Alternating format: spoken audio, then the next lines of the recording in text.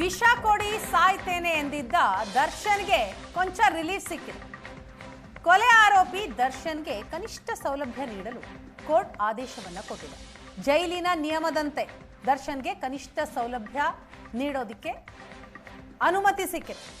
ಸ್ವಂತ ಖರ್ಚಿನಿಂದ ವಿಶೇಷ ಸೌಲಭ್ಯ ಪಡೆಯುವ ಅವಕಾಶ ಇಲ್ಲ. ಜೈಲಿನ ನಿಯಮಾವಳಿಗಳ ಪ್ರಕಾರವೇ ಕನಿಷ್ಠ ಸೌಲಭ್ಯ.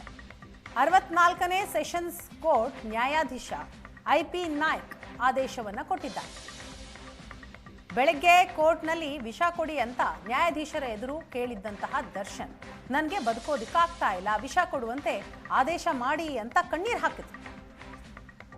ಕನಿಷ್ಠ ಸೌಲಭ್ಯನೂ ಕೂಡ ಜೈಲಲ್ಲಿಲ್ಲ ಅಂತ ಜಡ್ಜ್ ಮುಂದೆ ಮನವಿ ಮಾಡಿದ್ದಂತಹ ದರ್ಶನ್ಗೆ ಈಗ ಕೊಂಚ ರಿಲೀಫ್ ಸಿಕ್ಕಿದೆ.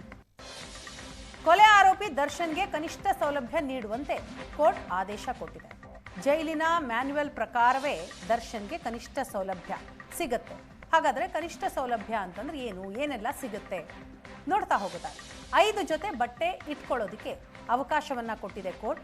ಕನಿಷ್ಠ ಸೌಲಭ್ಯದ ಅಡಿಯಲ್ಲಿ ದರ್ಶನ್ಗೆ ಒಂದು ತಟ್ಟೆ, ಲೋಟ, ಹಾಸಿಗೆ, ದಿಂಬು, ಜೈಲಿನ ಒಳಗಡೆ ವಾಕಿಂಗ್ ಮಾಡಲು ಅವಕಾಶವನ್ನ ಕಲ್ಪಿಸಿದೆ. ಜೈಲಿನಲ್ಲಿ ವೈದ್ಯಕೀಯ ಸೌಲಭ್ಯ ಪಡೆದುಕೊಳ್ಳೋದಕ್ಕೂ ಕೂಡ ಅವಕಾಶವನ್ನ ಕೋರ್ಟ್ ಕೊಟ್ಟಿದೆ.